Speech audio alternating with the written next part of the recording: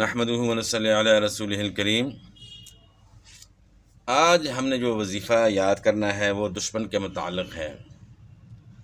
یہ خاص کر ان لوگوں کے لیے ہے کہ وہ دشمن سے جو ہے نا خطرہ محسوس کرتے ہیں، اور دشمن کوئی بھی ہو سکتا ہے، رشتہ داروں کے اندر ہو سکتا ہے، یا انسان جہاں ملازمت کرتا ہے وہاں ہو سکتا ہے، کہیں بھی ہو سکتا ہے اور کسی وقت بھی ہو سکتا ہے۔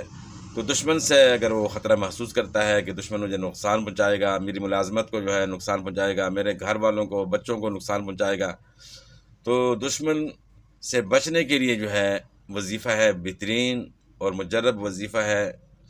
سب سے پہلے قرآن پاک کی آیت ہے اور اس کو ہم نے پڑھنا ہے، اور قرآن پاک تو ویسے بھی شفا ہے، لیکن کچھ خاص آیتیں ہیں جو انسان جو ہے خاص اپنے مقصد کے لیے پڑھتا ہے تو اللہ تعالیٰ اس کی مدد فرماتے ہیں۔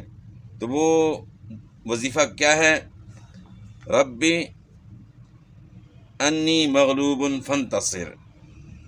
اچھا، انی بھی اس کو آپ پڑھ سکتے ہیں وظیفے کے طور پہ جو ہے نا، ربی انی مغلوب فانتصر،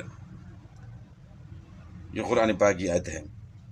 اس کے بعد پھر آپ نے پڑھنا ہے اللہم انا نجعلک فی نحورہم ونعوذ بک من شرورہم، اللہم انا نجعلک فی نحورہم ونعوذ بک من شرورہم۔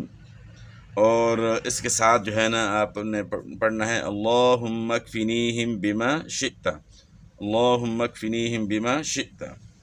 اچھا، یہ آپ نے جو ہے 313 مرتبہ جو ہے نا اس کو دن میں جو ہے نا آپ نے مکمل کرنا ہے، صبح سے لے کر شام تک۔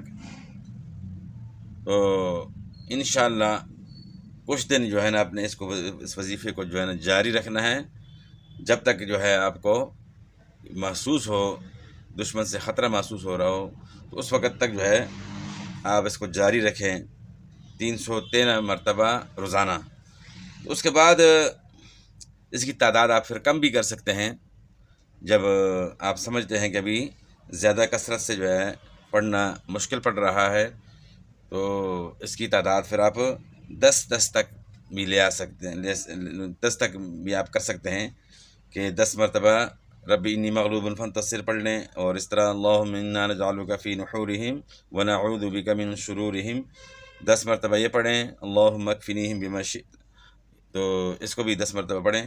تو اس طرح تو شروع میں جو ہے نا آپ نے اس کو 313 مرتبہ روزانہ پڑھنا ہے، تو انشاءاللہ جو ہے اللہ حفاظت فرمائیں گے اور دشمن کچھ بھی نہیں کر سکے گا۔ تو اس کو جو ہے نا آپ بطور وظیفہ پڑھیں، جو ہے اللہ تعالیٰ مدد کریں گے۔ والسلام۔